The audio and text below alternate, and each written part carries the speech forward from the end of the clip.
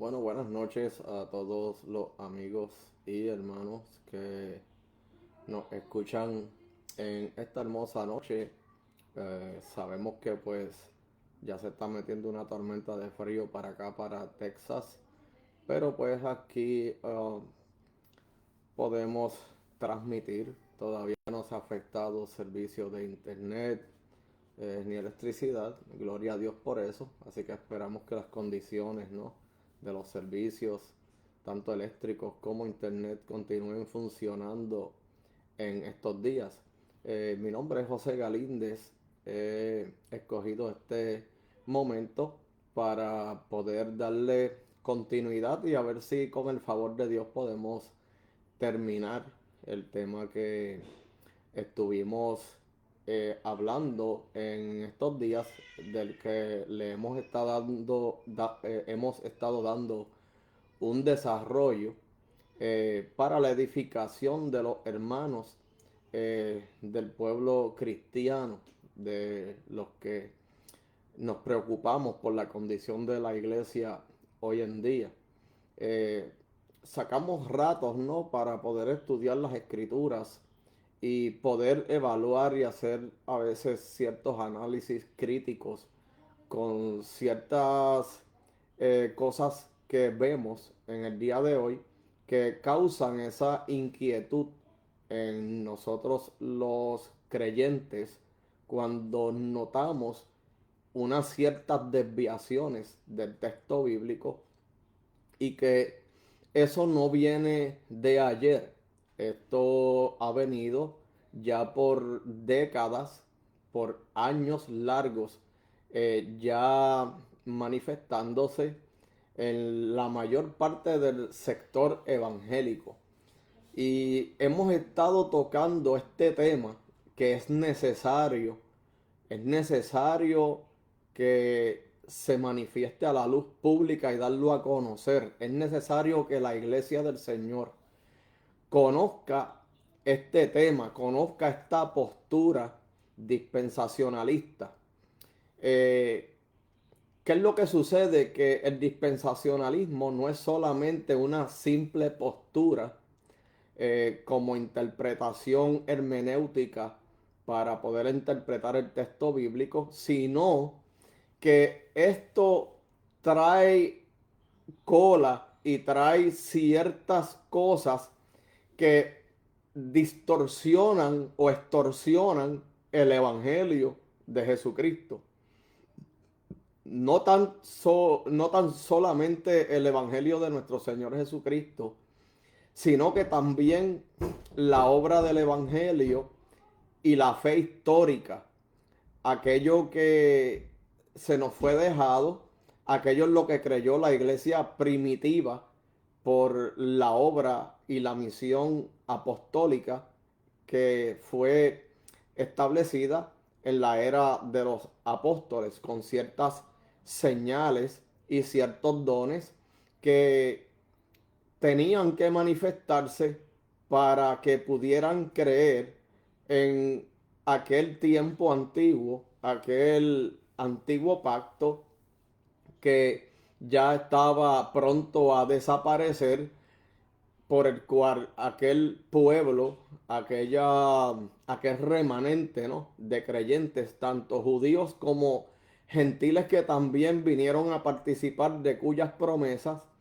vienen a entrar en transición a un nuevo pacto, y ya estando aquel fundamento establecido, ya no era necesario que la iglesia continuara con manifestaciones físicas o dependiera para creer conforme a manifestaciones físicas. Es lo que señala la escritura. Estuvimos tocando ciertos puntos en las escrituras dentro de su contexto, y uno de ellos fue Primera de Corintios 13 del 8 al 12. Entre tanto que también tocamos ciertos textos bíblicos en el cual favorecen y le dan ese mérito que se merece el texto bíblico, donde podemos impartir y podernos basar en la fidelidad a lo que dice el texto, no a especulaciones, no a que a mí me parece, a mí me dijeron. Yo fui allí a casa de mi amigo, estábamos hablando del tema y él me dijo que era así, porque así él lo cree, así se lo enseñaron y ya lleva 20 o 50 años creyendo lo mismo y nada lo ha movido de ahí. Wow, tremendo. Un aplauso. Hay mucha gente que aún estando en un error ignorantemente se refugian dentro de una burbuja donde esa burbuja no les permite ver más allá del texto bíblico lo que verdaderamente la escritura quiere revelarnos a nosotros y poder analizar qué fue lo que se le fue revelado a los autores del Nuevo Testamento para que ellos pudieran escribir lo que escribieron, en donde estaban dándole una confirmación a aquello que ya los profetas estaban anunciando en el Antiguo Testamento. Cómo ellos pudieron interpretar una vez se les fue revelado por medio de la palabra de Dios ciertas cosas. Entonces estuvimos analizando, hemos estado analizando estos días estos temas acerca de el dispensacionalismo, que es un error, y yo quiero que la iglesia ponga y preste atención a esto, porque somos una minoría. Ya yo estaba llevando un tiempo escuchando de esto. Yo fui dispensacionalista casi 15 años y verdaderamente yo no conocía en sí lo que era el dispensacionalismo. O sea, yo ignorantemente era dispensacionalista y no sabía ni qué era lo que estaba practicando. Mientras estaba sentado todo ese tiempo en una banca aquí, otra banca allá, hasta que me he puesto, he escuchado hablar de este tema de gente que se han dedicado a estudiar el tema, a revisar el tema, y verdaderamente esta postura dispensacionalista de la que estamos hablando, la cual estamos haciendo un análisis crítico, un análisis histórico y teológico, ah, basados en de dónde nace esta postura, la cual es un peligro para la iglesia, es un error.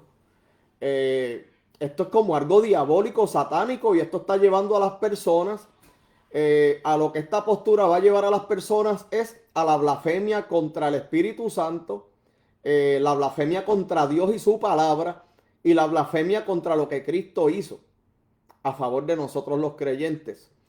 Por eso es importante, mientras las personas andan muy entretenidos llamándole a cosas por acá insignificantes que son del diablo, o aquel es un hereje, este es un hereje, que yo soy un hereje o un loco, que mientras hablamos de este tema y estamos manifestando a la luz pública de dónde es que sale el dispensacionalismo, y si nos da tiempo, porque hoy vamos a cerrar con este tema, hablando de otros personajes, como le hablé acerca de los hermanos Plymouth o Plymouth y, y también de John Nelson Darby, de Scofield, con la Biblia que sacaron.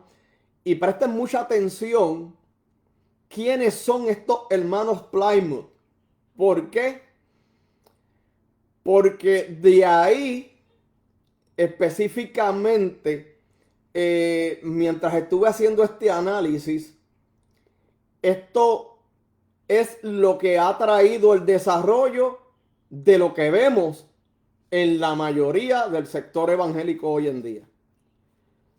¿Qué es lo que sucede con esto? Que esto va todavía mucho más allá. Cuando analizamos con profundidad esto, quizás el tiempo no me va a dar para analizar con más profundidad esto, pero usted lo puede hacer en su casa, en su hogar, en los ratos donde no tiene nada que hacer.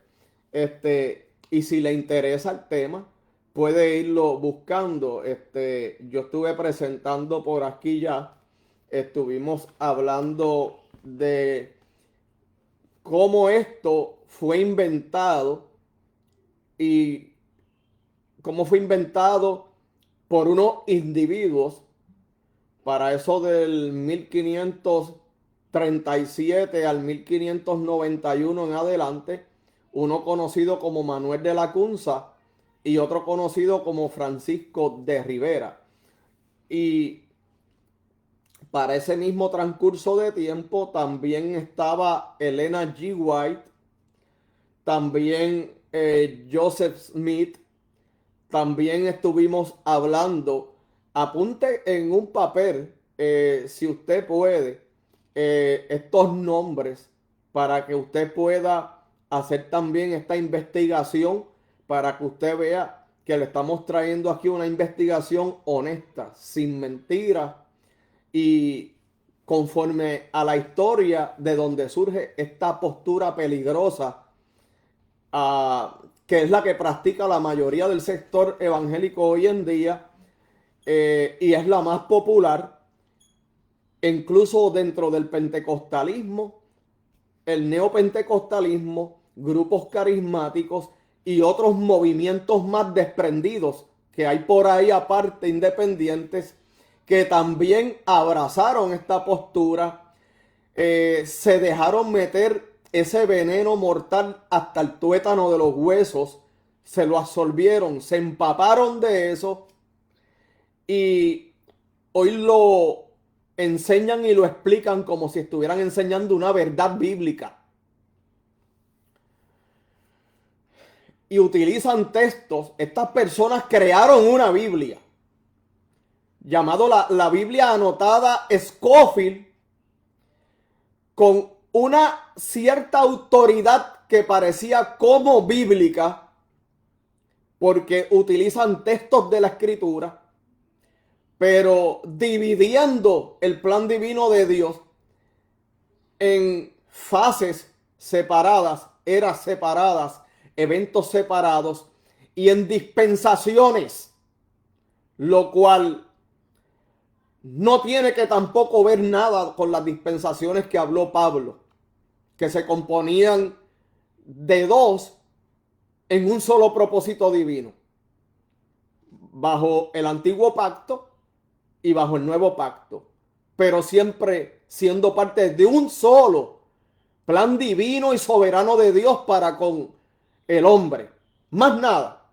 Pero estos genios que vinieron por allá teniendo revelaciones, cayendo en éxtasis, en trances y estos tipos de manifestaciones extrañas, torcieron el evangelio y vinieron a traer hasta una Biblia. Incluso se empezaron a levantar congregaciones, y de esto vamos a hablar, que hasta el día de hoy muchas personas practican lo mismo que ellos hicieron, como las conocidas campañas evangelísticas, para que las almas, supuestamente para que las almas se salven. Vamos a ver de dónde salieron esas campañas, de dónde salieron esos cultos de días extendidos y todas estas cosas así, que se desvían total y completamente de lo que la Escritura enseña. Así que otros de los que estuvimos hablando también fue de Edward Irving y Margaret MacDonald, la jovencita que en los cultos de su pastor, en sus cultos irvínicos de su pastor Edward Irving, que sale era un pastor presbiteriano, pero crearon el catolicismo apostólico y profético, y también de ahí empezaron poniendo esas bases, como ya las venía poniendo Manuel de Lacunza y Francisco de Rivera. Estaban trayendo ya unas ciertas cosas que no lograron alcanzar el hacerse popular para aquel siglo, pero sí les sirvieron de base a estos otros individuos que posteriormente a ellos ya traían esa mente con esa idea, conforme a lo que ya ellos estaban comenzando a iniciar. Eh, y esta jovencita, Margaret McDonald, ella fue una de las pioneras que cae en un éxtasis, caía de cada rato en éxtasis extendidos, lo que muchos conocen en sus cultos pentecostales, el descanso del espíritu o ese éxtasis, y dicen no la toquen, que Dios está trabajando con ella. Posiblemente tienen una revelación porque ya vienen con ese chip aquí metido de lo que dejaron estas personas, de ese veneno mortal. Y esta mujer sale, es una de las primeras que sale, como también salió Catherine Kuhlman, hablando de la iglesia no pasará por la gran tribulación. Salen y surgen el invento de la doctrina del rapto secreto. Sale también otros tipos de variantes de cómo ver Mateo 24 y Apocalipsis y el libro de Daniel. Empezaron a inventarse un premilenio, empezaron a inventar teorías, inventos teológicos que ellos crearon. No lo que la iglesia primitiva creía, ni la iglesia de la fe histórica que ya venía con el transcurso de los años desde el siglo I hacia acá, sino que vemos cómo de momento se tuercen las cosas a estos individuos, comenzar a escribir libros, hacer ciertas cosas que sirven de base a lo que conocemos hoy como el dispensacionalismo. Ellos inventaron el dispensacionalismo. Nunca la iglesia primitiva creyó en eso, como ellos lo ven. Ellos crean también la lectura futurista de Mateo, Apocalipsis y Daniel, donde eventos ya cumplidos, ellos niegan su cumplimiento para ponerlos a hallar cumplimiento en un tiempo futuro, lo cual descontextualiza completamente la escritura y bota el mensaje que dejaron los apóstoles. O sea, también crean estas ya diferentes variantes acerca de ese dispensacionalismo mortal, como veneno mortal, que comenzaron a traer. Empezaron también a alimentarlo con ciertas cosas para ya convertirlo en una doctrina, ya convertirlo en algo que se hiciera formal. ¿Qué es lo que sucede después de todas estas cosas? Que también no tan solamente creyeron en un supuesto rapto secreto, sino que también lo de una gran tribulación, utilizando los eventos de los que Jesucristo habló que iban a hallar cumplimiento en el siglo I, en el año 70 después de Cristo, pero descontextualizándolo y divorciándolos de la escritura y poniéndolos a hallar cumplimiento a tiempo futuro, miles de años luz después. Lo que contradice lo establecido por la escritura, y la escritura lo refuta. ¿Por qué? Porque las cosas como las que habló Jesucristo de la destrucción del templo, especifica en Mateo 24:34 que no pasará de esta generación, de aquella generación contemporánea con Jesucristo que se encontraba allí como audiencia inmediata escuchando el mensaje.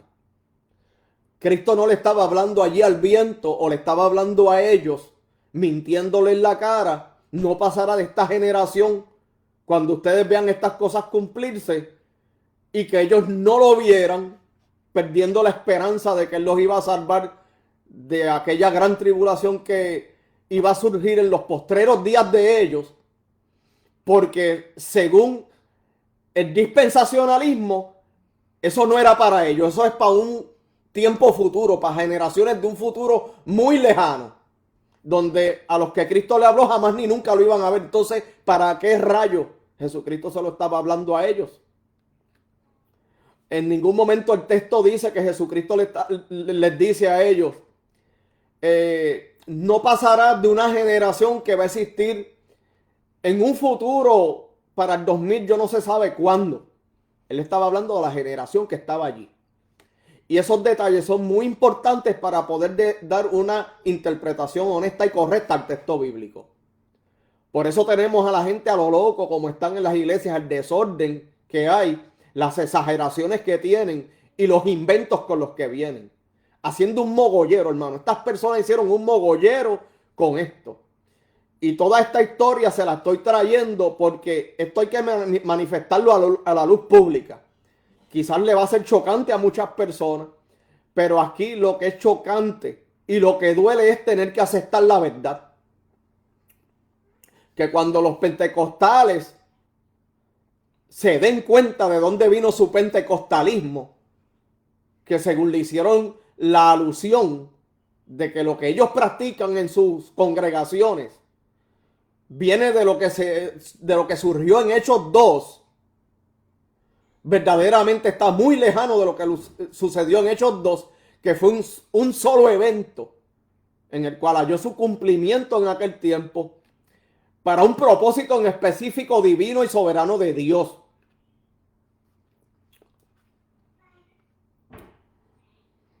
Pero tenemos unos genios que quisieron traer un experimento, hacer allá un mogollero mezclado de emociones y cosas subjetivas para entonces venir e identificar lo que según ellos sucedió en la calle Azusa, California, llamándole como nombre pentecostalismo para asimilarlo a lo que pasó el día de Pentecostés en Jerusalén, cuando el Espíritu Santo se derramó en el aposento alto y se cumple la promesa de lo que habló el profeta Joel. Y Pedro da testimonio de lo que aconteció allí. Y cuando nosotros vemos lo que esta gente inventaron en la calle Azusa, no tiene que ver tres pepinos con lo que habla la Biblia. Y de esto vamos a hablar porque vamos a cerrar con lo que sucedió en la calle Azusa. Le he traído esto no de una forma tan profunda porque nos tomaríamos demasiado de mucho tiempo, pero he tratado de resumirlo en algo que pueda compartirse de una forma un poco más simple, pero yo creo que no tan solamente solo simple, sino que suficiente como para que usted también pueda hacer su propia búsqueda y darse cuenta cómo nos han mentido por años y por décadas. Y cómo todavía esa mentira anda rampante por la mayoría de todo el pueblo evangélico, mayor parte de habla hispana. Así que espero que esto que estamos tocando le sea de mucha edificación y le sirva quizás a ciertos hermanos o amigos que siempre han tenido o si han hecho esa pregunta, ¿de dónde ha salido esto que nosotros practicamos? Porque yo cuando leo la Biblia, como que hay cosas que no cuadran, que no encajan. En los videos anteriores que he estado compartiendo acerca de este tema, usted va a poder ver ya lo que hemos estado compartiendo. Así que hoy le vamos a dar entrada ya de una vez y con el favor de Dios quisiera ya poderlo terminar hoy. Así que si Dios permite y el tiempo está a nuestro favor, vamos a hablar de los hermanos Plymouth y también vamos a estar hablando de John Nelson Darby y Scofield. Así que si tienes un papel, un lápiz, anótate estos datos, después busca información para que usted se dé cuenta de dónde surgió esta mentira, este veneno mortal llamado el dispensacionalismo y el pentecostalismo, o también se puede llamar como el dispensacionalismo pentecostal, porque todo esto va agarrado de la mano y hay otras cosas que no nos podemos escapar, en donde uno de estos genios, en donde vamos a estar hablando hoy, por medio de esas bases que ya los individuos que tocamos anteriormente estaban ya también teniendo una idea de cómo dividir a Israel de la iglesia como dos pueblos separados, que de ahí es donde surge y nace la teología del doble pacto.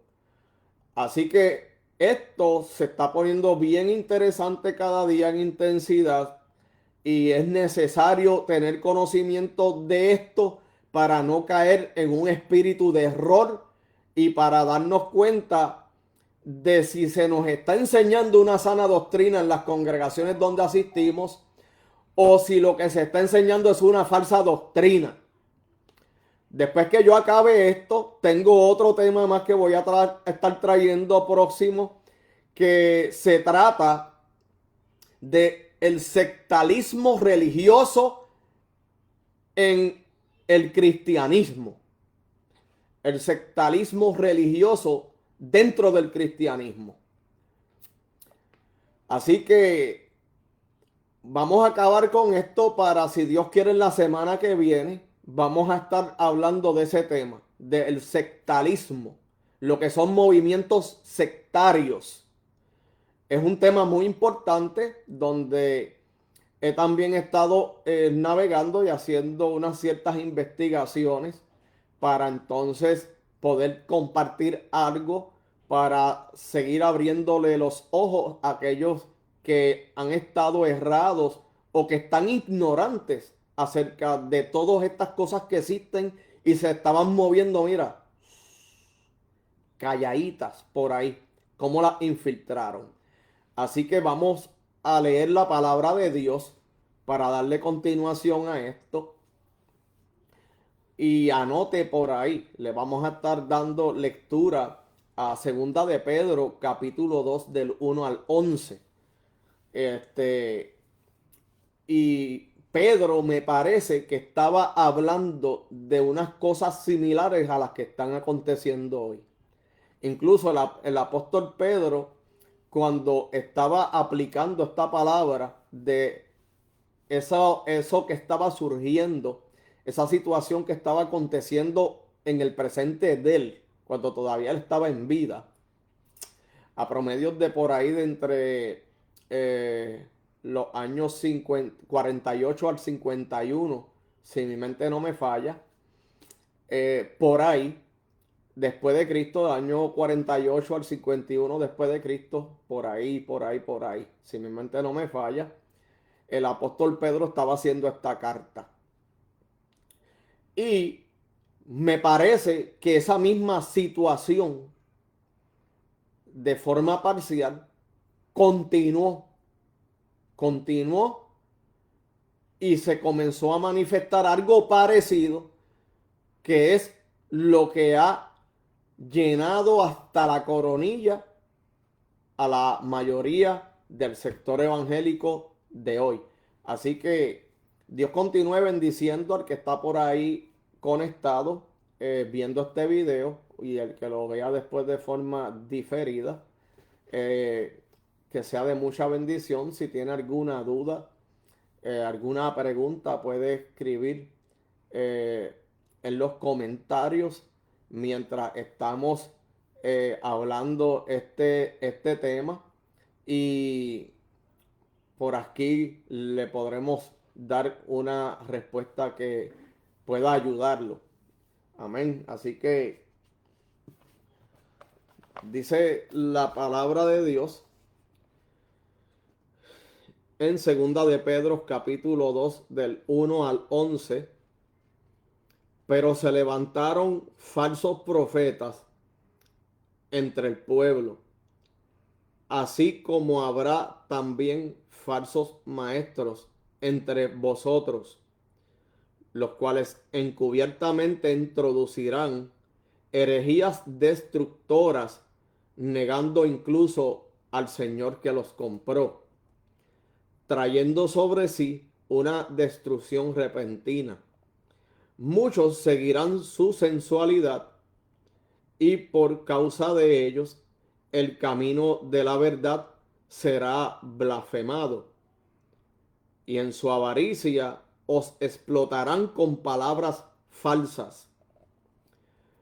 El juicio de ellos desde hace mucho tiempo no está ocioso, ni su perdición dormida.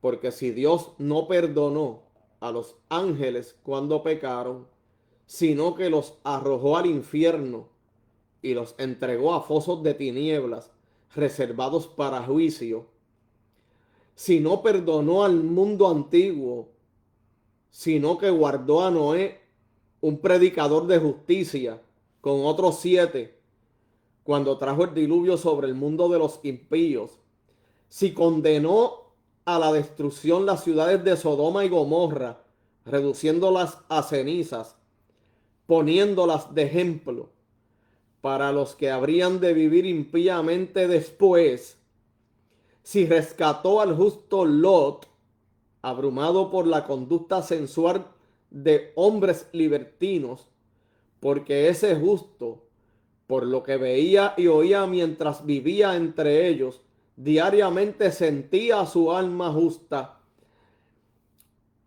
atormentada por sus hechos inicuos. El Señor entonces sabe rescatar de tentación a los piadosos y reservar a los injustos bajo castigo para el día del juicio, especialmente a los que andan tras la carne en sus deseos corrompidos y desprecian la autoridad. Atrevidos y obstinados, no tiemblan cuando blasfeman de las majestades angélicas, cuando los ángeles que son mayores en fuerza y en potencia no pronuncian juicio injurioso contra ellos delante del Señor. Pablo es muy claro aquí cuando habla de estos tipos de personas, cierto, que encubiertamente introducirán. En aquel tiempo habían unas personas, unos falsos maestros, que de entre de ellos se habían levantado, habían salido de entre de ellos mismos y estaban introduciendo entre ellos unas herejías destructoras, las cuales iban a tener unas graves consecuencias de juicio. Así que Pablo estaba amonestando a la iglesia en aquel tiempo, en una de sus últimas cartas, dejándole saber a esa audiencia del riesgo que estaban acarreando tan peligroso delante de Dios. Podemos ver similarmente cómo, conforme a este análisis histórico y teológico acerca de estos individuos, que ya les hice mención de ellos, como Manuel de la Cunza, Francisco de Rivera, Elena G. White, Joseph Smith, también Edward Irving, Margaret MacDonald, los hermanos Plymouth, John Nelson Darby, Scofield, y hay muchos más también, pero para poder traer por lo menos un ejemplo de donde surgió esta doctrina y sus componentes y sus variantes, estoy eligiendo a los inventores, aunque entre ellos habían fanáticos, como hoy en día, que cuando una persona es reconocida, tiene sus fans, sus fanáticos, sus seguidores que lo siguen a él, ¿cierto? Así se estaba comenzando a notar lo que estaba aconteciendo por medio de ellos. Por eso es muy interesante esto que vamos a hablar de los hermanos Plymouth. Surge en Inglaterra en el 1827 por medio de John Nelson Darby y nacen como reacción a un formalismo eclesiástico que para el periodo de aquel año se estaba desarrollando. Estaba tratando de hacer un tipo de iglesia simple, básica y sin jerarquías, algo que se viera bíblico. Como estableciendo que Cristo es la única cabeza de la iglesia, que cuando nosotros vamos a ciertos lugares, pues en lo que predican y enseñan, tienen ciertas cosas que pues son bíblicas, por eso estos movimientos parecen bíblicos, porque utilizan ciertos puntos que lo hacen verse bíblico. Cuando Satanás fue a tentar a Jesucristo en el desierto, no fue con otra cosa, sino con las mismas palabras de él.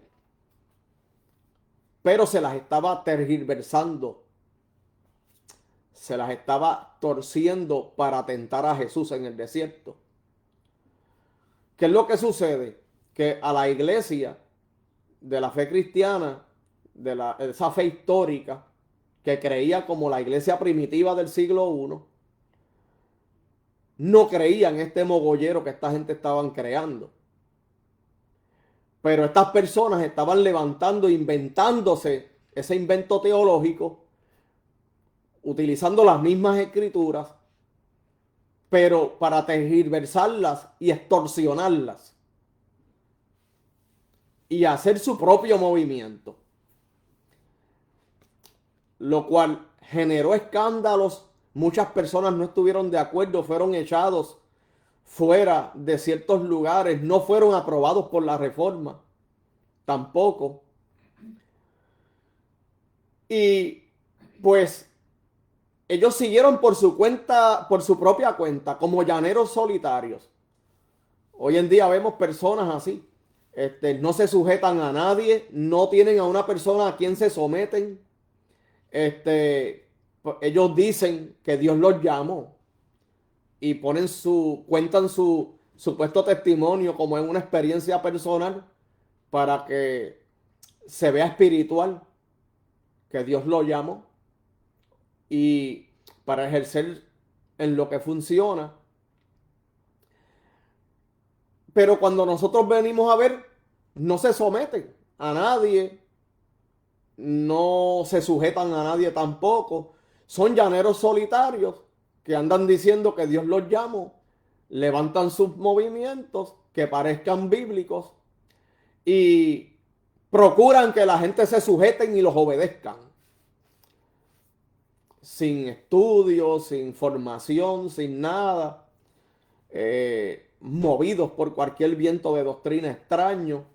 Y esto lo vemos a diario en la mayoría del sector evangélico, en diferentes lugares del mundo. Por eso es que nosotros vemos que a veces en donde hay lo que se le llama iglesia, porque la iglesia somos nosotros, a lo que ellos le llaman iglesia, una iglesia aquí, otra allí en la esquina, y cuando vienen hay como 20 iglesias dentro del mismo barrio, pero todas andan divididas en sus perspectivas y conforme a lo que ellos quieren establecer, no conforme a la escritura.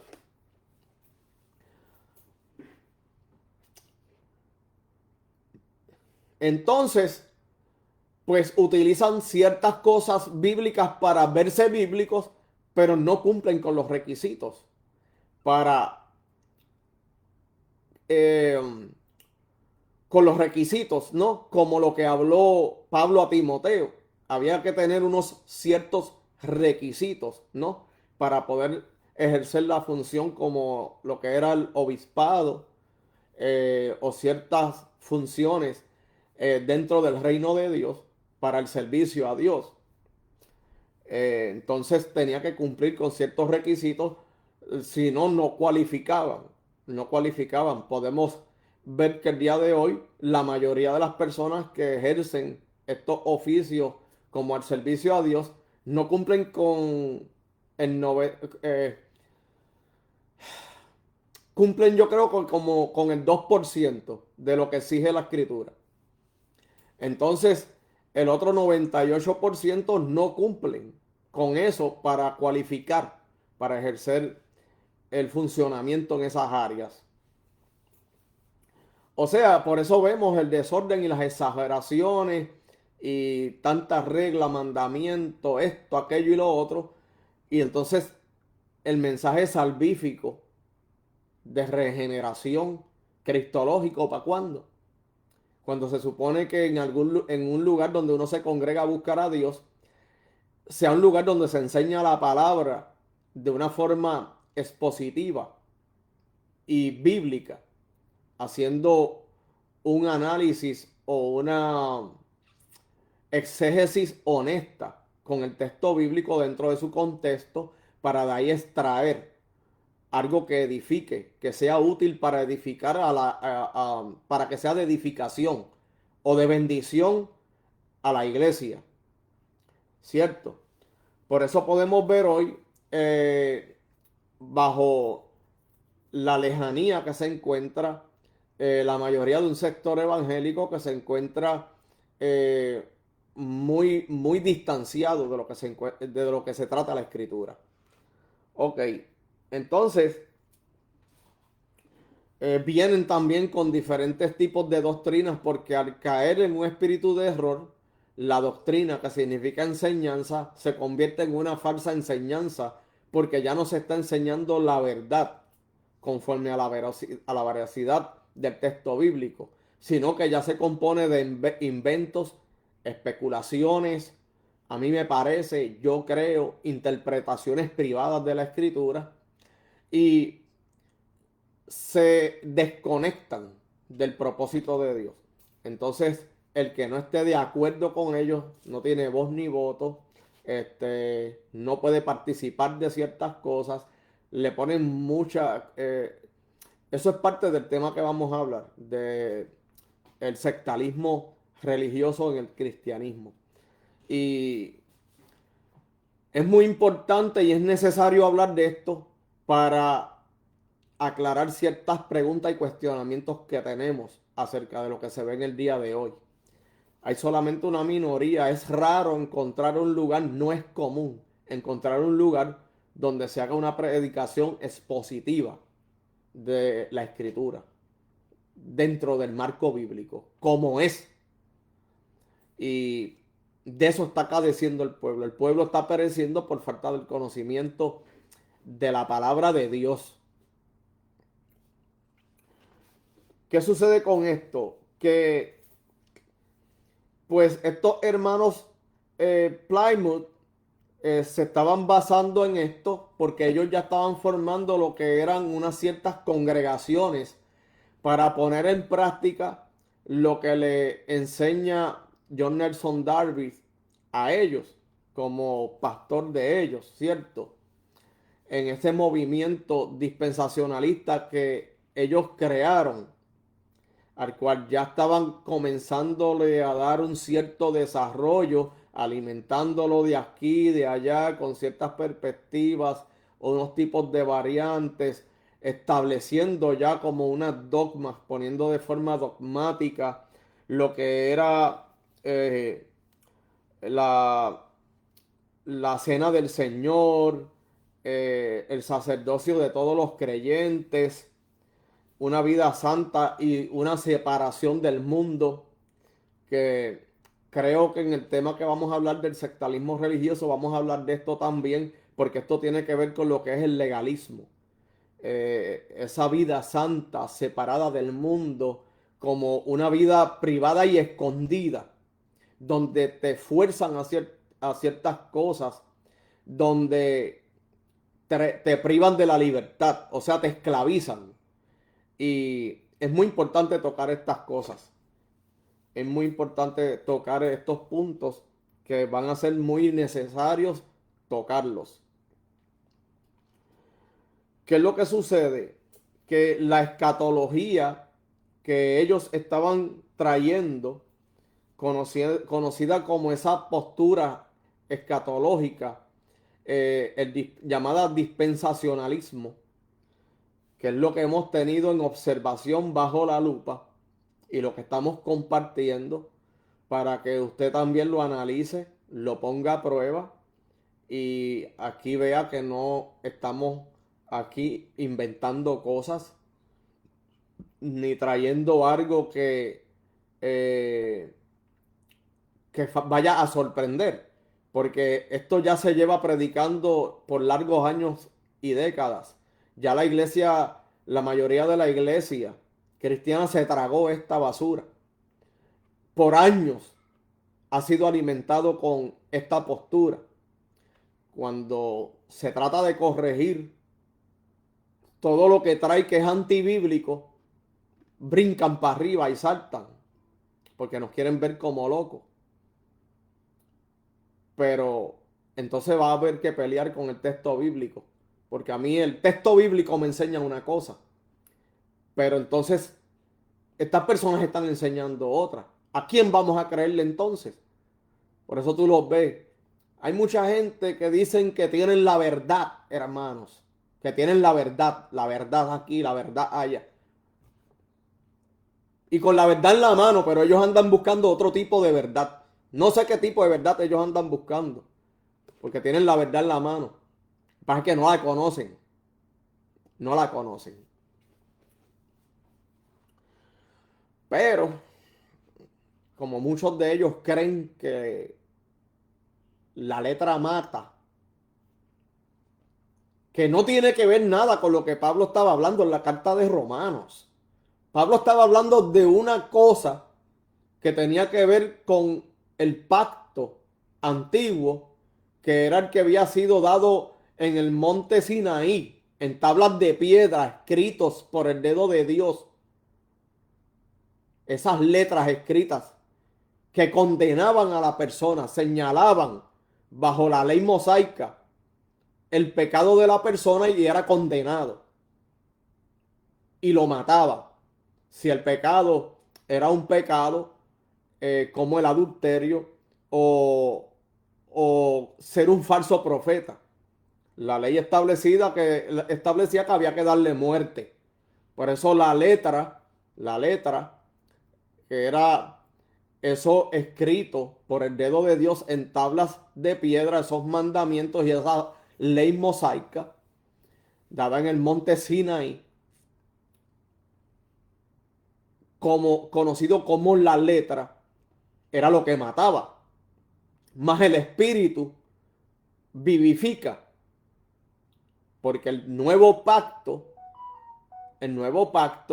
que ya era dado a nosotros por una promesa, que era el Espíritu Santo, nos iba a traer vida a nosotros, nos iba a vivificar, porque nos estaba trayendo una salvación por gracia mediante la fe cuando creemos a la obra del Evangelio, el cual es un don de Dios. Esa es la única diferencia. Pero hay gente que no estudia la escritura y como no la estudian, vienen con estos inventos. La letra mata porque nada más usa esas tres palabras. De todo el contexto del cual Pablo está hablando, narrando unas ciertas cosas en una de las cartas que le hace a los romanos y le está explicando a ellos, pero de todo el contexto de un mensaje que Pablo le está llevando a los romanos, ellos vienen y usan específicamente esas tres palabras, la letra mata, para que la gente no estudien y se queden ignorantes. Están haciéndole un daño al pueblo evangélico. Entonces, pues ellos no conocen, pero si otra persona sí conoce, se sienten inferiores, acomplejados, y con un poquito que la persona estudió y logra alcanzar una capacidad de sabiduría, como fue estudiado, ellos lo quieren ver mal porque ellos se basan en eso, lo cual no tiene ningún tipo de sostenimiento en la escritura, lo que ellos enseñan conforme a lo de la letra mata. ¿Sabes? Son estupideces que las sacan del contexto para establecer sus dogmas o justificar el que la gente no estudie, para que se queden brutos e ignorantes. Pero mucha gente ya han despertado, mucha gente ya ahora en la era del conocimiento eh, está estudiando y está saliendo de la ignorancia, está saliendo del error y se está dando cuenta cómo por medio de muchas personas que no tenían conocimiento bíblico ni nada, han sido engañados y parte de pues ser víctimas de esa mentira que se ha ido propagando de generación en generación. Ok. Esa postura, la postura que los hermanos Plymouth, históricamente hablando, utilizaban, era el dispensacionalismo. ¿Qué es lo que sucede? Que ellos creían en ese invento teológico que creó Nelson Darby, de esa perspectiva de un rapto secreto antes de una tribulación. Y ya esto estamos viéndolo como estas personas que estaban entrando en esos trances y en esos éxtasis, aparentando que era algo divino de Dios, estaban viniendo con esa alusión de hacer bíblico algo que no venía de Dios.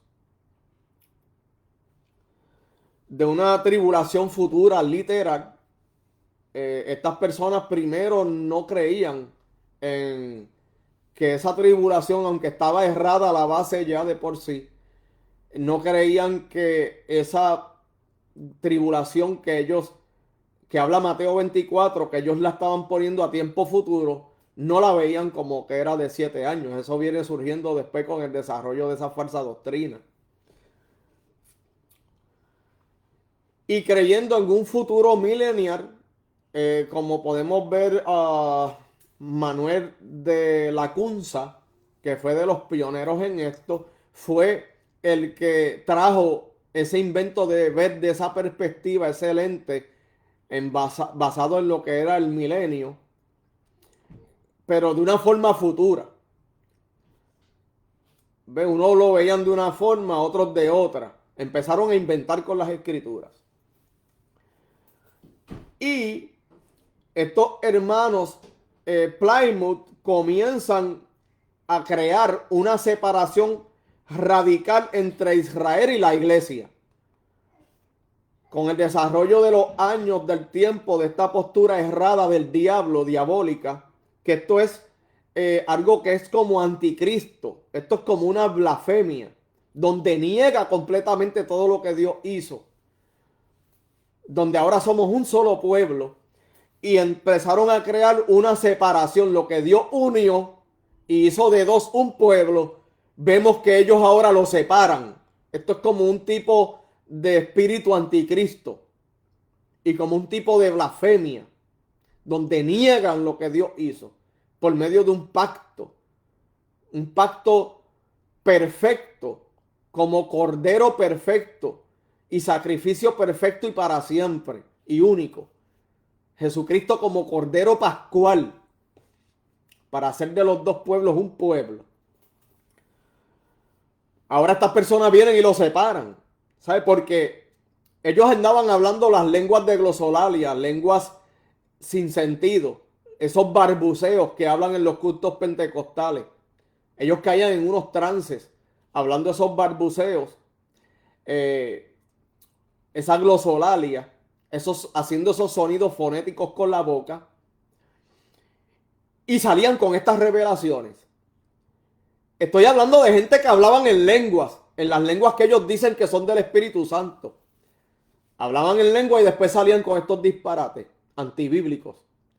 Y esa es la pregunta. Entonces, ¿qué diablo de espíritu tienen por dentro? Si ellos quieren tratar de hacer ver que tienen al Espíritu Santo, pero es que esto no viene del Espíritu Santo, porque toda mentira viene de su padre, el diablo. Esto no viene del Espíritu de la verdad, que lo que se habla es lo que viene de arriba, de Dios.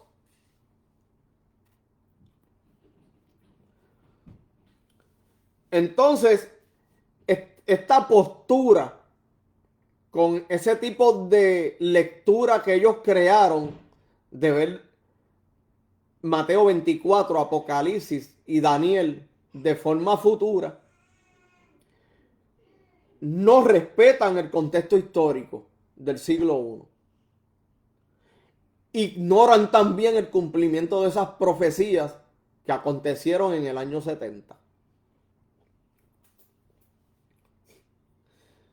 Y fragmentan el plan redentor de Dios en vez de ver su consumación en Cristo. Esto es lo que venían trayendo esos hermanos Plymouth. Entonces, basado en lo que era la lectura bíblica, lo que ellos empezaron a enseñar, tenían una tendencia a la literalidad rígida. Por eso podemos ver que estos movimientos que son dispensacionalistas, todo lo quieren ver literal. Todo. Todo para ellos tiene que ser literal. Pero mira de dónde viene esto. Viene de lo que ya estaban sembrando esta gente. Acuérdense que esto no era lo que nunca la iglesia primitiva ni la iglesia conforme a la fe histórica que continuó después de la iglesia primitiva en el siglo I, ninguno de ellos creían en estos inventos que esta gente se crearon hace unos años para acá. Esto fue una novedad, nadie sabía de esto. Fue una novedad y estaba tan errado que fueron rechazados de la Reforma y de otros lugares también.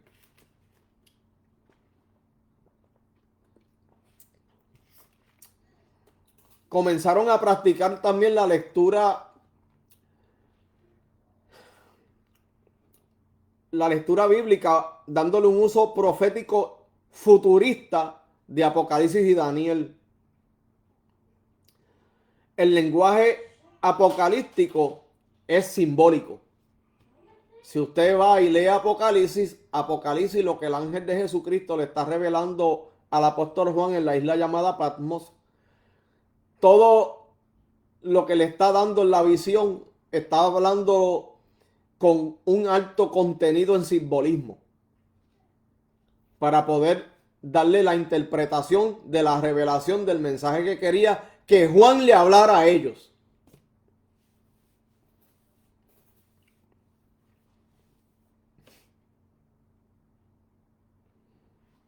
Y Apocalipsis habla principalmente de la caída del viejo orden judío y la vindicación de Cristo.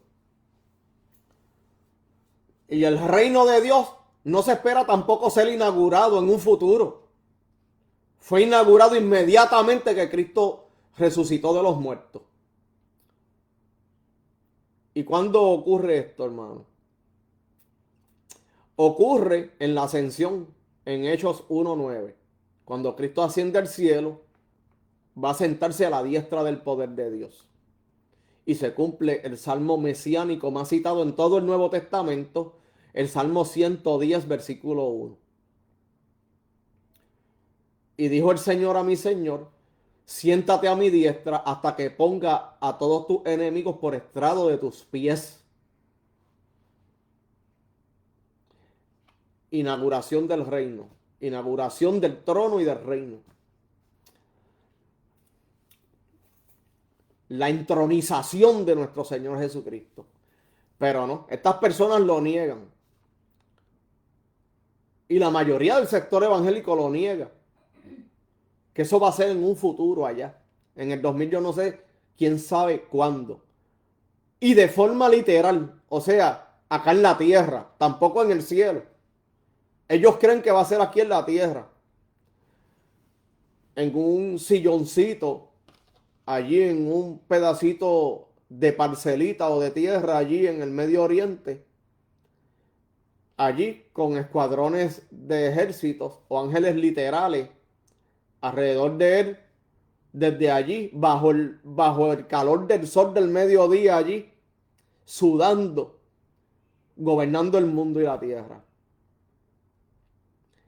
De verdad que hay que ser ignorante y estar verdaderamente lejos de la verdad para creer en un futuro glorioso para la iglesia de Dios, que reina, pero que para ellos no, porque para ellos va a ser en un futuro y de esa manera. Ese es el futuro glorioso que Dios les prometió a la iglesia según este tipo de gente, los premilenaristas, que vienen también del dispensacionalismo futurista.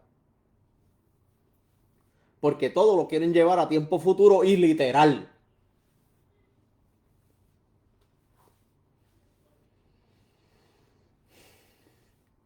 Esta gente se convirtieron en una secta. Por eso el pentecostalismo es un movimiento sectario. Por eso es que yo voy a traer después el tema que dije que voy a traer del sectarismo religioso en el pueblo cristiano en la actualidad. Se dedicaron a hacer a aquellos que estaban creyendo aquella mentira que ellos estaban enseñando a una separación fuerte del mundo. O sea, porque el mundo para ellos son las personas que no tienen a Dios, incluso familiares, etcétera. Una disciplina estricta, especialmente en hermanos exclusivos. O sea, tenían entre ellos una exclusividad entre ciertas personas, como quien dice, los que están de acuerdo, esos son los que están conmigo. Los que no, no. Movimiento sectario, una mente sectaria.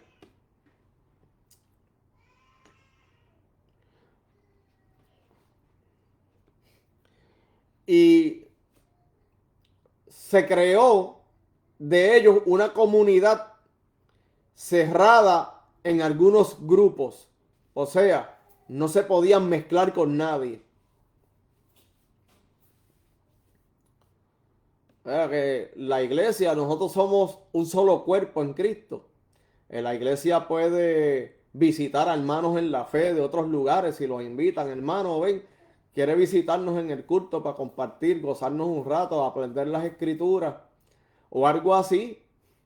Y uno va.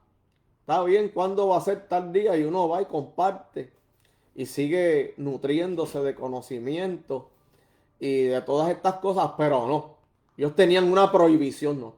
Como hoy en día, usted no puede ir para allá. ¿Sabe? Usted no puede mezclarse con esas personas. Esa gente son del diablo. ¿Sabes? Sí, cosas así. Como ejemplo. No que necesariamente es así.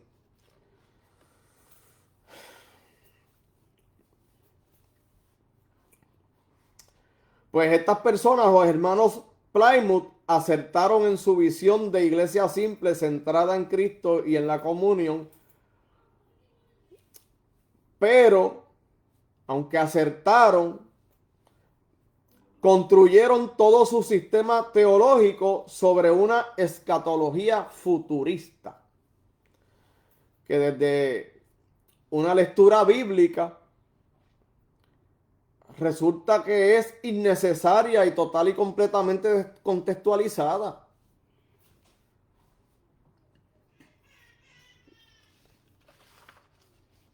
Hay que saber qué es lo que en la escritura se habla que va a tener cumplimiento para un tiempo futuro y que verdaderamente ya dio su cumplimiento ya, especialmente en el siglo I, en el año 70 después de Cristo. Bueno, la mayoría de todas las profecías hallaron su cumplimiento, tanto las del Antiguo Testamento como las del Nuevo Testamento. Y los eventos que quedan pendientes es la consumación final de todas las cosas. Después de ahí no hay ninguna oportunidad para nada ni nadie. Que eso ocurrirá en la segunda venida visible de Cristo. Después de eso, no se esperen más nada, no existirá más nada. Quiero también unas cositas, unos detallitos que también quiero compartir, que es de la doctrina de la creación, conocida como el ex nihilo, de cómo fue que fue creado todas las cosas. Y como fue creado, como comenzó, así terminará. Jesucristo es el autor y el consumador de la fe, el principio y el final, el alfa y el omega, el primero y el último.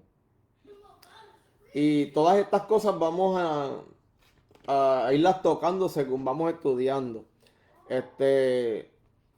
No las sabemos todas, pero lo que vamos aprendiendo lo vamos compartiendo.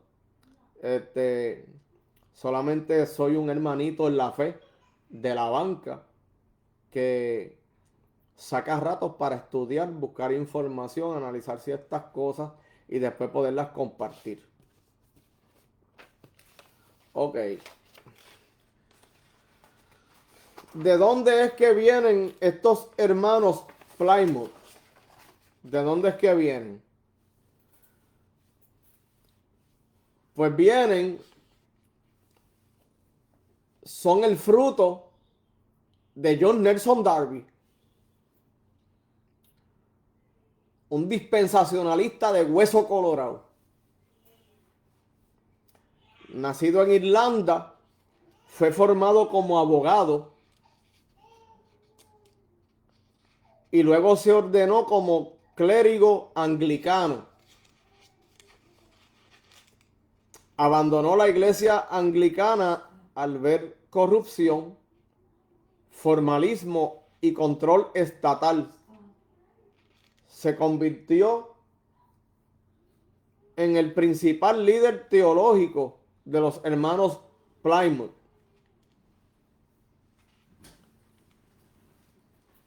Miren en lo que se convirtió Nelson Darby. Esto para que usted vea. Se convirtió en el principal líder teológico.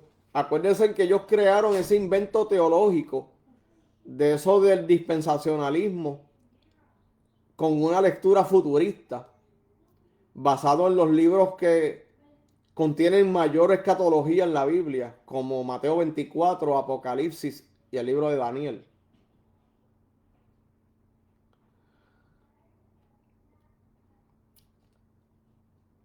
Y Darby no fundó una iglesia nueva, sino un sistema teológico nuevo. Eso es un sistema teológico nuevo, fue una novedad. Y es por la razón que llamó mucho la atención. Conocido como el dispensacionalismo. Ya esto estaba empezando ya a agarrar un auge cuando cae en las manos de John Nelson Darby. Entonces divide la historia bíblica en dispensaciones, en etapas. Esto es lo que hizo este señor, John Nelson Darby. Lo que hoy se conoce que en las librerías cristianas y muchas personas de estas que agarran cursitos de 3 meses o compran libritos de cosas cristianas para sus congregaciones, le van a venir unos folletos o unos cuadernos que vienen con 7 etapas. Yo no sé qué trae esto, que a muchos de ellos parece que se identificaban con el número 7 y todo lo querían dividir en 7. Porque según ellos ese es el número perfecto de Dios. Como si fuera un número de buena suerte o algo así. Pero el número 7 en la escritura, usted sabe lo que significa. El número 7 en la escritura simboliza el juicio de Dios. Tanto simboliza bendiciones como también simboliza maldiciones. Conforme a Deuteronomio. Pero acá no. Acá ellos se inventaron dispensaciones, pero divididos en etapas. Conocidos como 7 etapas, 7 eras, 7 fases. Algo así. Y enseñando, miren esto. Enseñando que Israel y la iglesia son 2 pueblos distintos. Miren de dónde está saliendo esto, que ahora mismo casi nadie cree en eso, en la teología de doble pacto. Pero mira ya desde dónde venía. O sea, que viene de este hombre, de este individuo que ya estaba empezando a crear esa dicotomía de dos pueblos, Israel y la iglesia. Estamos hablando que esto surge entre los años 1800 al 1882.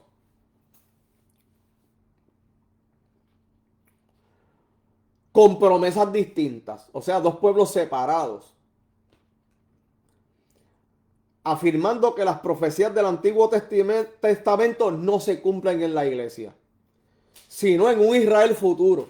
Por eso es que la mayoría de los pentecostales, grupos carismáticos y de un gran sector evangélico en el día de hoy creen que el Estado Nacional Político Masónico que fundaron en el 1948 allí en el Medio Oriente por las naciones europeas, poniéndole el nombre de Israel con la estrella pagana del dios Renfán o Moloch, el cual habla Esteban en el libro de los Hechos capítulo 7. Esa estrella ahí no representa a Dios ni representa a nadie. Eso representa al dios Renfán. La estrella hexagonal que está ahí en esa banderita de azul y blanco. Estamos viendo que entonces por la creencia de John Nelson Darby en eso está viniendo por un financiamiento que ya judíos de allí, antes que aquello sucediera en el 1948, estaban financiando ese tipo de creencia o expectativa a través de estas personas que estaban creando estas bases ya, para después de eso, al pasar de los años, hacer una doctrina, que es lo que está haciéndose popular en todo lugar, y van a llevar a las personas a adorar y a hacerle culto a la carne, a ese estado pagano de allí, haciéndoselo ver como que es un pueblo de Dios, pero separado. Por eso la religión judía es una religión anticristo. Así que busque mucha información de esto para que usted vea a dónde van señalando la creencia del dispensacionalismo pentecostal.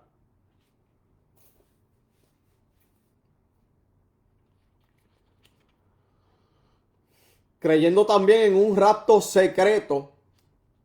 Por eso es que usted ve, hermano, estas personas que predican del rapto, que Cristo viene, que la iglesia va a desaparecer, van a desaparecer millones, como en un flash. Van a desaparecer millones. Y después va a haber una tribulación de 7 años. Entonces los que se conviertan en ese transcurso de 7 años, supuestamente bajo las manos de un anticristo futuro, que le va a estar cortándole las cabezas casa por casa a los que eh, confiesen a Dios como su Señor, que esa es la otra forma que ellos creen que van a ser salvos según su teología sistemática. Ese invento teológico que ellos crearon, que es totalmente un disparate. Entonces, la única forma que ellos pueden ser salvos es dejándose cortar la cabeza si no se someten a ese muñeco de paja que ellos crearon, conocido como un anticristo futuro. Lo cual jamás ni nunca va a existir ningún tipo de anticristo futuro, porque ya no hay templo como para que vuelva a surgir otra abominación desoladora. Y aunque creen 10 o 20 templos allá en el Medio Oriente, jamás ni nunca la presencia de Dios va a estar allí. Lo van a crear para ellos mismos si lo crean. Pero la presencia de Dios, la Escritura habla y dijo que dejó aquel lugar desolado. Ya no iba a volver a estar en templos, ni en templos hechos por manos de artífices, ni en un lugar físico. Por eso ahora nos creó a nosotros la iglesia como la casa de Dios, el templo del Espíritu Santo.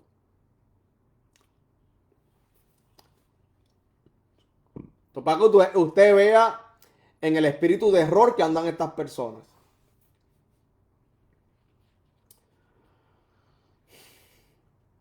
Introducen la idea de un rapto previo a una tribulación separado de la segunda venida.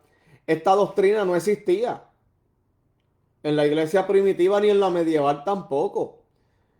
Eso es un invento teológico que crearon ellos nuevos como una novedad, después de la creencia de la iglesia medieval.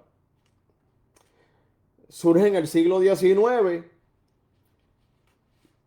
bajo una crisis social y política que estaban pasando por aquellos años, que si no me equivoco fueron por los años de la Primera o la Segunda Guerra Mundial que existió. Ahora vamos a hablar de Scofield, que muchas personas, yo me acuerdo cuando yo era niño y me llevaban a las escuelas bíblicas, a las clasecitas bíblicas los domingos, que había muchas personas que tenían esa Biblia llamada Scofield. Y un día, cuando empezaron a salir de esas Biblias, que se hizo popular la Reina Valera del 60, ya nadie quería saber de esas Biblias. Muchas personas las guardaron, las escondieron. Este, Desconozco si personas todavía las usan para hacer estudios, pero sí, muchas personas se tragaron toda esa basura. Se tragaron toda esa basura y eso es lo que enseñan y explican hoy. Pues Scofield nace en Estados Unidos de Norteamérica para los años 1843 al 1921. No tuvo formación teológica formal sólida. Fue un pastor congregacional, discípulo e impulsor de las ideas de Darby. Este hombre fue como el motor para aquellas ideas de Darby, agarrarlas y por el financiamiento de la religión judía que querían hacer fuerza a nivel de las grandes esferas nacionales y el poder político, establecer el judaísmo como una religión. Y ese judaísmo rabínico que existe hoy es anticristo, es un sistema anticristo. Ellos niegan completamente lo que Jesucristo hizo y por eso es que ellos dividen a Israel de la iglesia.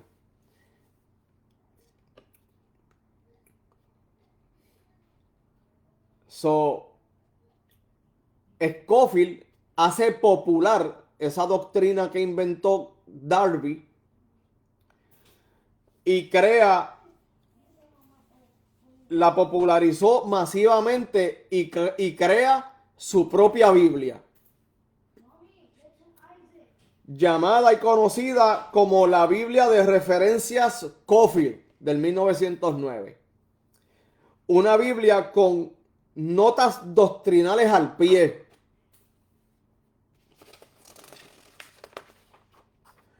Presentaba el dispensacionalismo como si fuera obvio, histórico e incuestionable.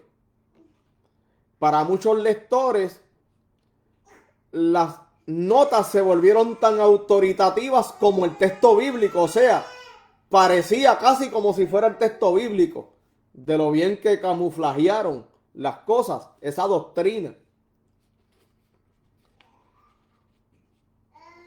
Moldeó el evangelismo estadounidense, influyó en la teología del rapto, el sionismo cristiano, el miedo escatológico y la lectura futurista de Apocalipsis.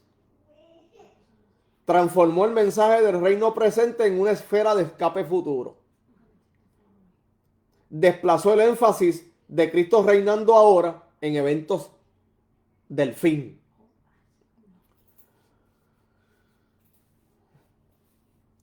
¿Cómo es eso, hermano? que esa idea que es una mentira que le quieren vender, que nos quieren vender a nosotros los creyentes como si fuera una verdad, de un rapto donde la iglesia será sacada de este mundo para que venga una tribulación de 7 años, donde van a estar cortándole la cabeza a todo el mundo, según ellos. Vamos a ir un momento, primeramente a Juan capítulo 17, versículo 15, donde en el Evangelio de Juan eso queda refutado completamente con tan solamente un texto bíblico. Pero yo no sé cómo la gente sigue siendo tan ciegos de seguir creyendo tal mentira. Que una mentira, por más que tú la repitas, le busques la vuelta a lo que sea, para tratar de hacer ver como una verdad, sigue siendo mentira. Mira lo que dice en el Evangelio, según Juan, en el capítulo 17, versículo 15. Cuando ya Jesucristo le había hablado a ellos de una gran tribulación como nunca la ha habido desde el principio de la fundación del mundo hasta ahora, no la va a haber jamás.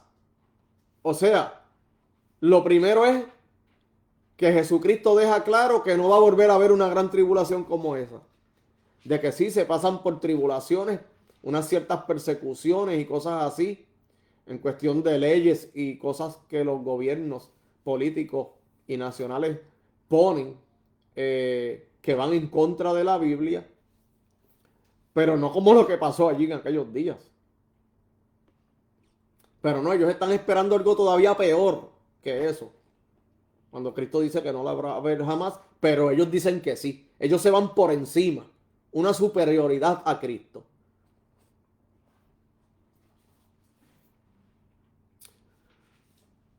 Y Jesucristo les dijo que cuando vieran la abominación desoladora, la cual habló el profeta Daniel, el que lee, que lo entienda. Huyan a los montes. El que esté en el campo no regrese a la ciudad. El que está en la azotea no vaya a buscar su capa.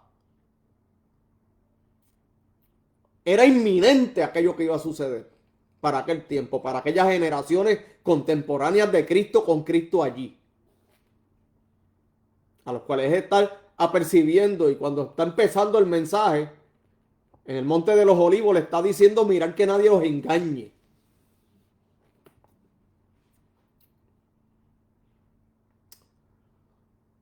Pero Cristo le dice que cuando vieran esas señales que iban a suceder antes del fin de aquella era, de aquel siglo, cuando vieran esa señal, ¿la señal cuál iba a ser? Cuando vamos a Lucas capítulo 21, versículo 22, podemos ver que Lucas dice: cuando vean a Jerusalén rodeada de ejércitos. Quiere decir que inmediatamente a ellos que fueron apercibidos de aquella abominación desoladora, de aquellos días de gran tribulación, cuando vieran los ejércitos romanos ya rodeando la ciudad, era la señal de que había llegado el fin para Jerusalén y el templo. Y cuando vieran eso, era la señal de que tenían que escapar, tenían que huir. Y si ya estaban fuera de la ciudad, no podían volver a regresar a ella.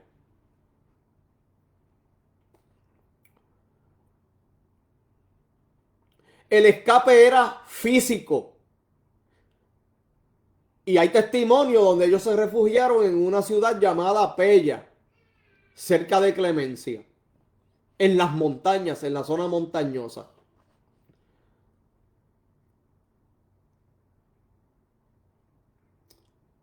Como libros históricos como el de Fabio Josefo, un judío romano que a la edad de 29 años fue testigo ocular de lo que estaba allí aconteciendo, da testimonio de cómo aquello surgió en el libro de Antes de la Caída de Jerusalén.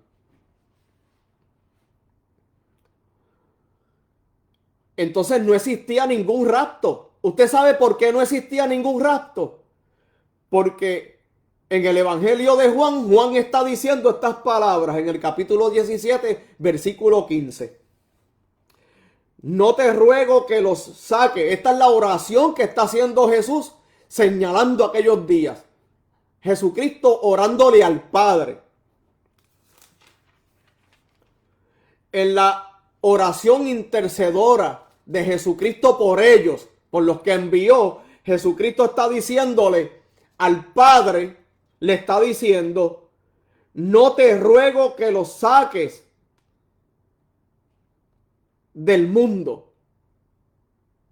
Se cayó por completo el rastro de mentira del diablo que se inventaron esta gente y hoy lo predican y los enseñan todavía hasta el sol de hoy en las congregaciones. Gente que no estudia la escritura.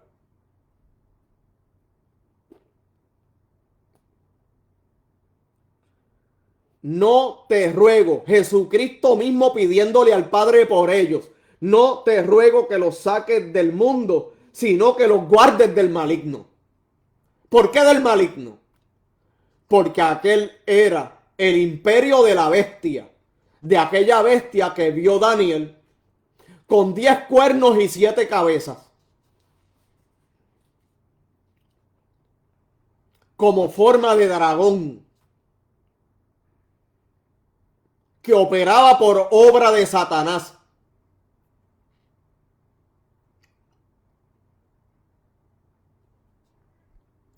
A través de aquel hombre inicuo, aquel hombre de maldad, aquel hombre de pecado, que en aquellos días se estaba manifestando junto al misterio de iniquidad.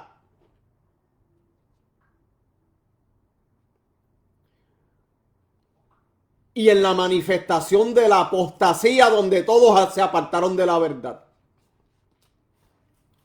Donde cambiaron las palabras de Dios por mandamientos de hombres.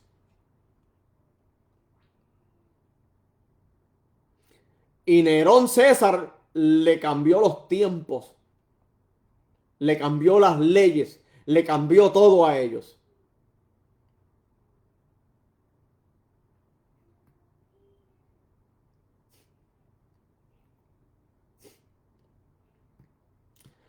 Entonces, quiere decir que ya sea el rastro pretribulacional, el rastro posttribulacional o un rastro tribulacional, las tres posturas que salen del dispensacionalismo relativas a esas tres perspectivas de un rapto secreto antes de una tribulación o en medio de una tribulación, en medio de o posterior a una tribulación, las tres son la misma mentira. Sigue siendo el mismo perro con diferentes collares.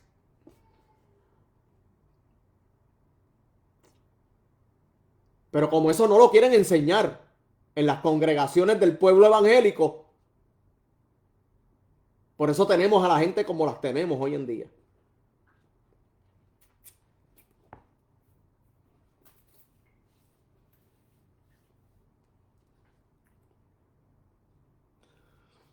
Mira lo que Jesucristo dice, vuelvo y le cito la oración de Jesucristo al Padre por ellos en aquellos días postreros de ellos. No te ruego que los saques del mundo, sino que los guardes del maligno. Ellos no son del mundo, como tampoco yo soy del mundo. Santifícalos en la verdad. Tu palabra es verdad. Como tú me enviaste al mundo, yo también los he enviado al mundo. ¿A quiénes fueron los que Cristo envió? A los apóstoles, ¿no?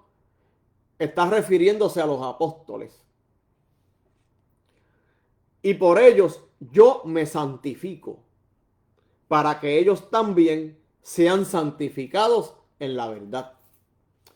Hermano, quiere decir entonces que nunca la escritura hablaba de eso, de ningún rapto de nada, hermano. No existe tal cosa.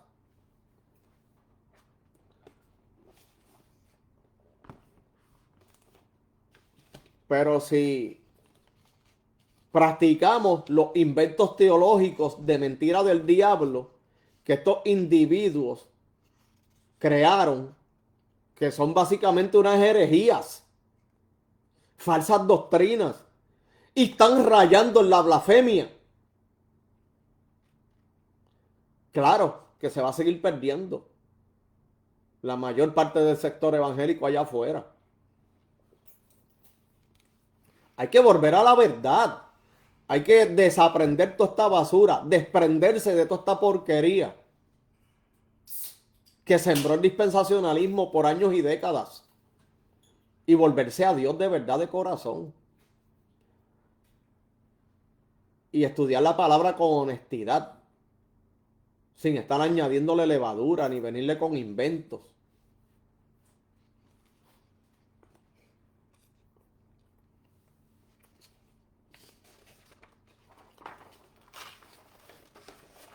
Y por eso es que después de eso, de toda esa postura, todo ese mogollero, todo ese mogollo, toda esa ensalada de papa que esta gente crearon,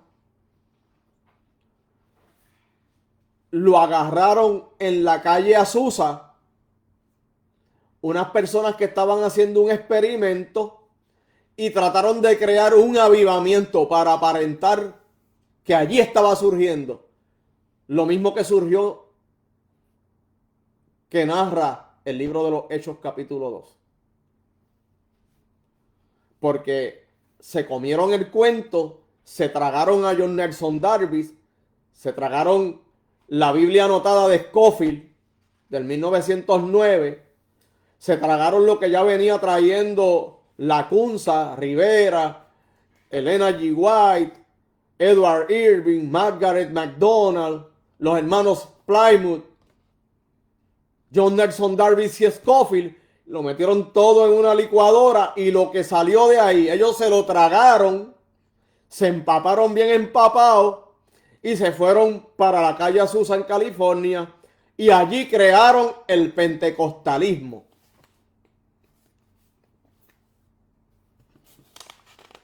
No quería tocarlo hoy, pero lo voy a tocar para cerrar ya con esto. Así que vamos a ver de dónde nació el pentecostalismo. Vamos a ver de dónde nació el pentecostalismo. Quién fue su fundador. Cómo se promovió y se propagó por todo Latinoamérica, Centroamérica, Suramérica, el Caribe y pueblos de lengua de habla hispana. Pero nació en Estados Unidos, aquí, en la calle Azusa de Los Ángeles, California.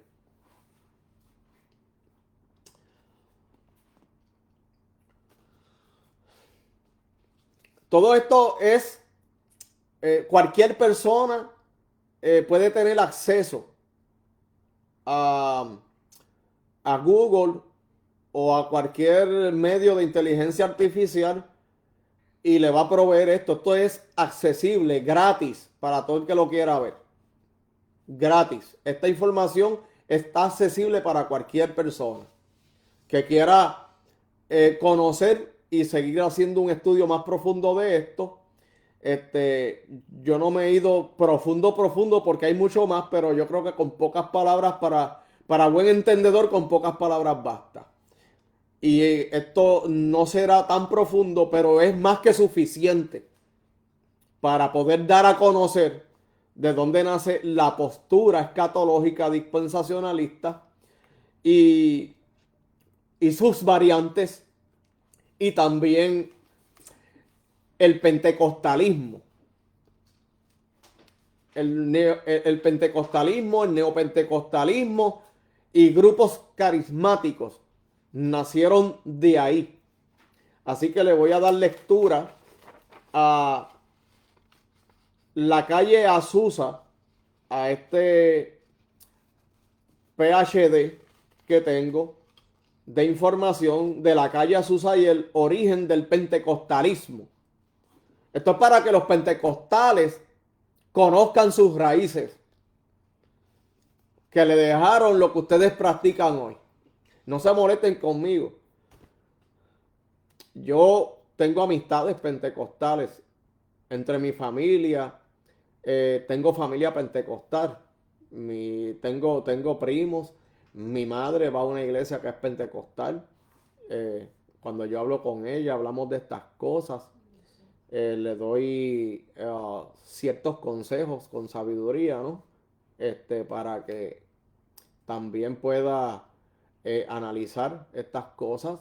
Y con muchas personas que me relaciono en el diario y hablamos de estos puntos y de estas cosas y les damos explicación, ¿no? Este, y pues personas que uno va conociendo también cuando uno sale a trabajar y todo esto y hablamos del tema. Y este tema es muy interesante. A veces estamos rato largo hablando del tema porque estas cosas son cosas que no se hablan en 5 minutos, ni se hablan con la Biblia cerrada. Estas cosas se hablan con la escritura y se hablan también conforme a estos datos históricos que tienen evidencia de dónde salen las cosas, tanto las cosas que son falsas como también libros históricos que confirman las profecías cumplidas, tanto las que se mencionan en Apocalipsis, en Daniel y en Mateo 24. Ok, continúo aquí con esta información de la calle Azusa y el origen del pentecostalismo. El avivamiento de la calle Azusa comenzó en 1906 en Los Ángeles, California, en un edificio humilde ubicado en la 312 Azusa Street. Es considerado el nacimiento del movimiento pentecostal moderno o lo que se conoce como el neopentecostalismo. Hay personas que se identifican con esto como que son neotestamentarias.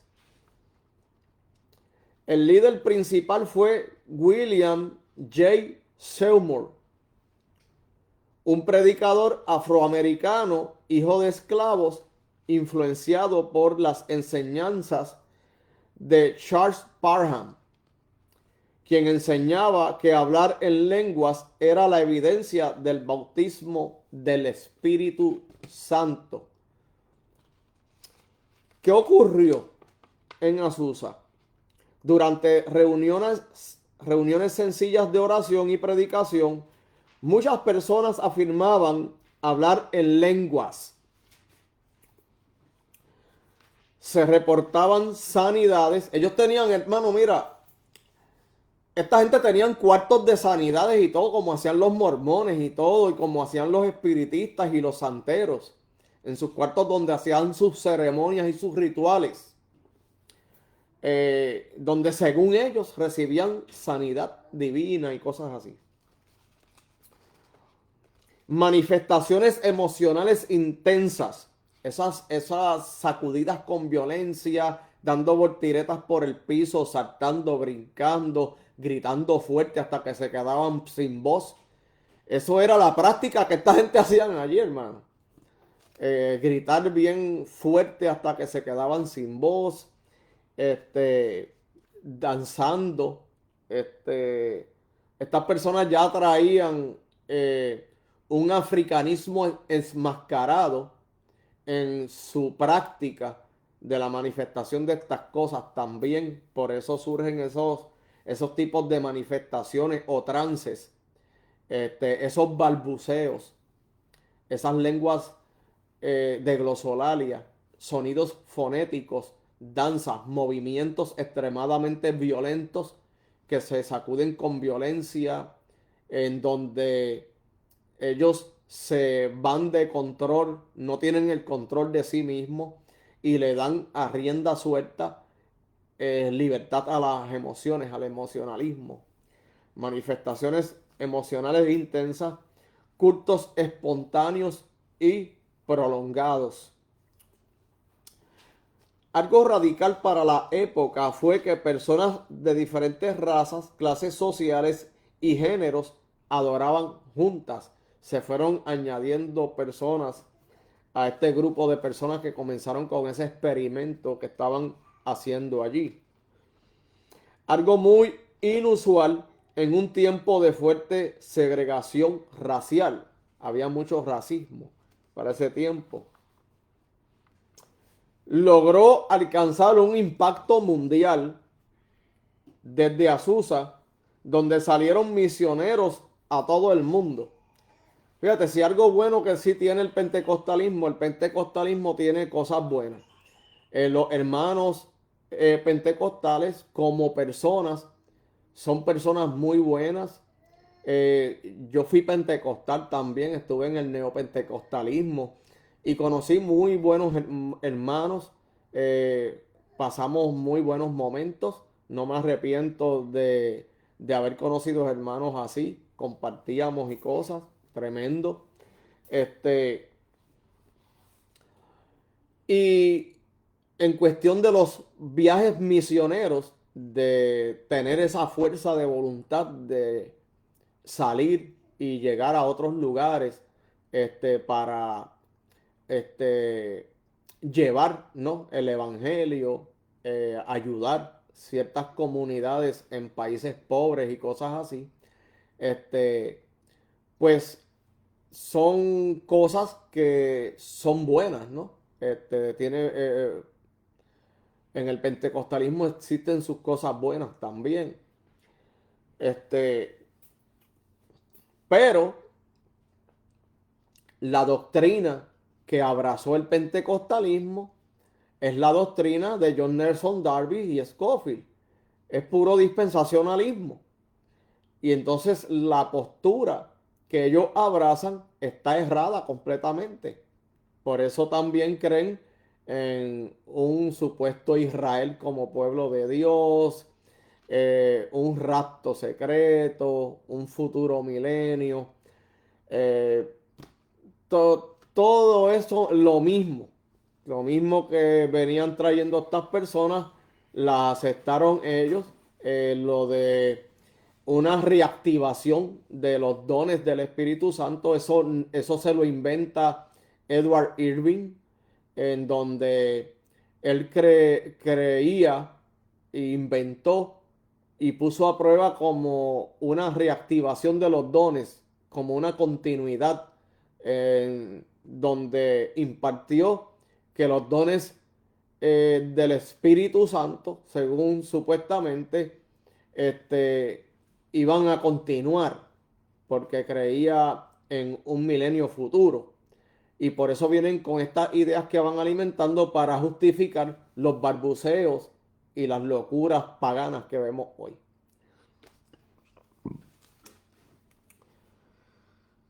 Nacieron iglesias como asambleas de Dios, Iglesia de Dios en Cristo y la iglesia cuadrangular.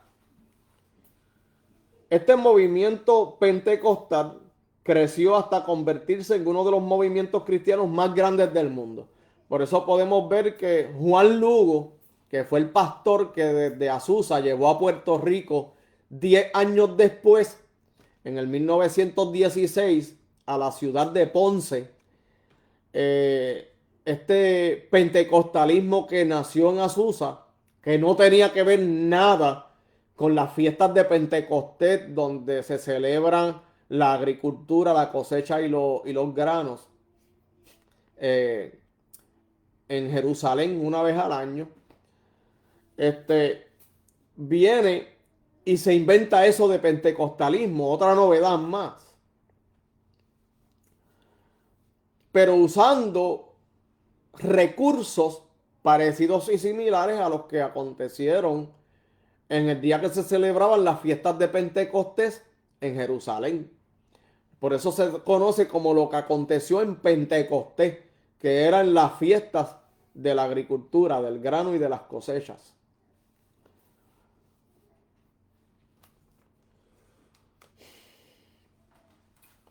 Por eso vemos pioneros en Puerto Rico como lo fue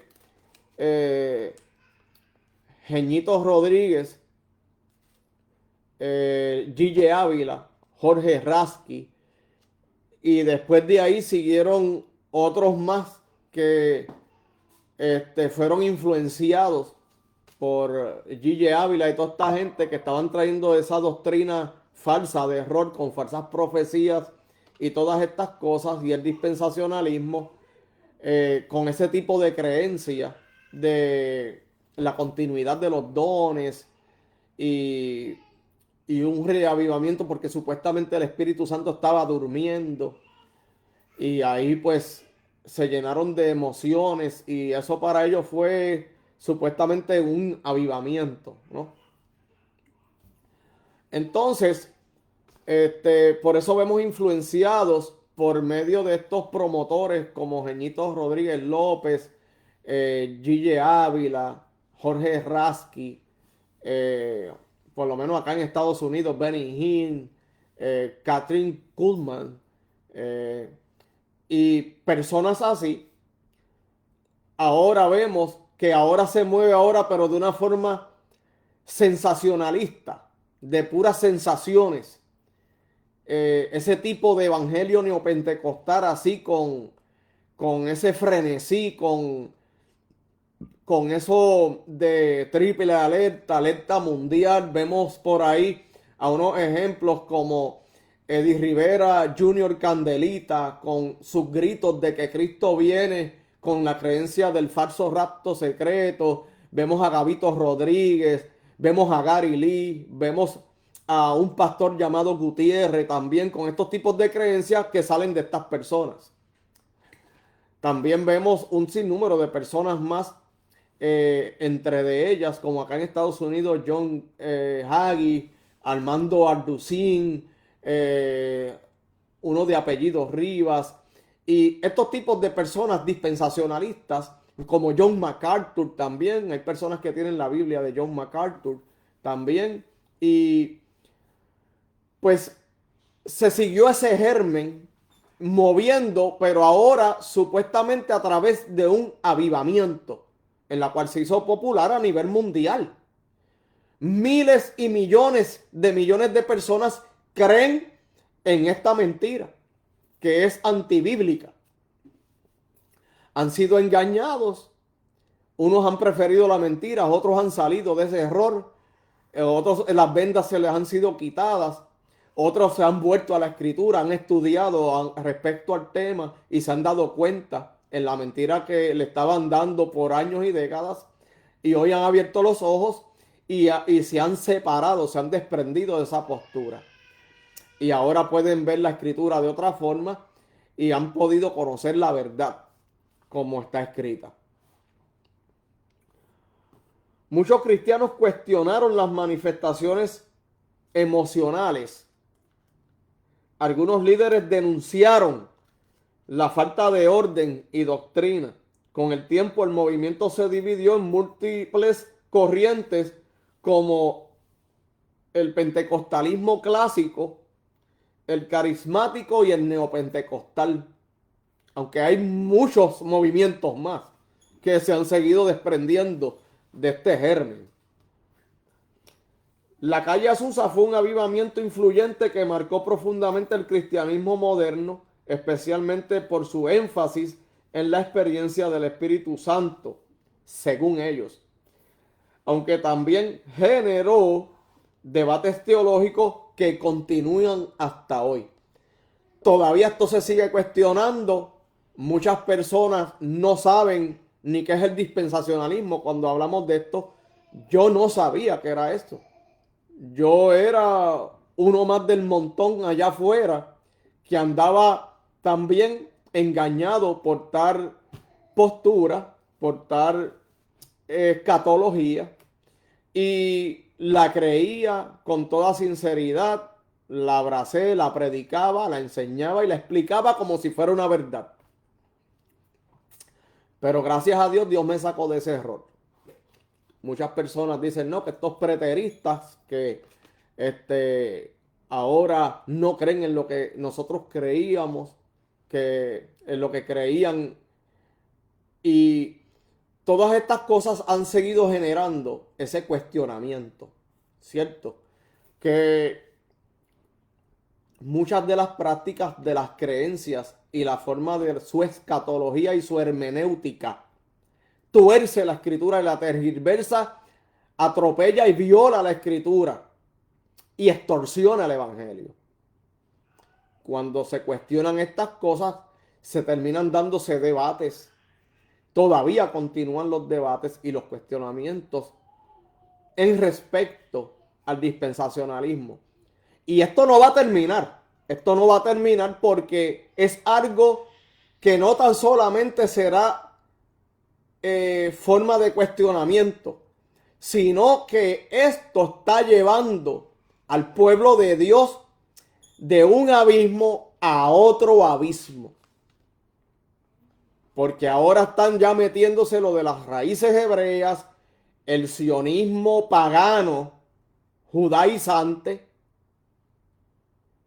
que es Israel y la iglesia y toda esta mercocha del diablo con la religión judía, anticristo, que ya lleva tiempo, no es que se está infiltrando, ya lleva tiempo infiltrada, socavando agarradas de la mano con la postura del dispensacionalismo, las raíces del cristianismo.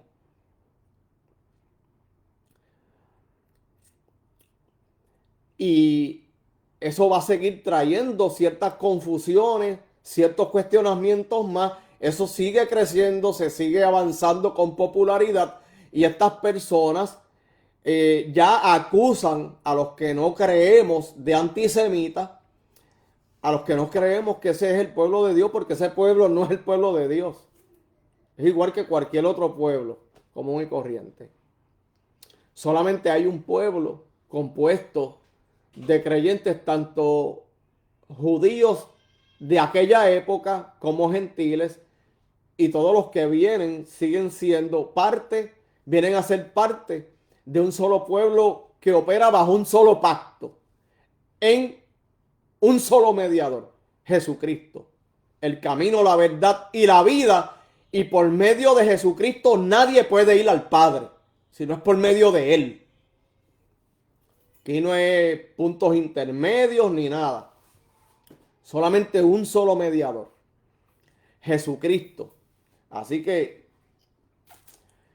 los voy a dejar hasta aquí el día de hoy. Le doy gracias a los que han sacado de su tiempo para poder ver esta investigación que tenemos bajo la lupa. He traído y he compartido con historia de dónde ha nacido todo esto, incluso el pentecostalismo, que es una de las denominaciones más populares y que con mayor fuerza abrazan esa postura escatológica errónea en respecto a las escrituras.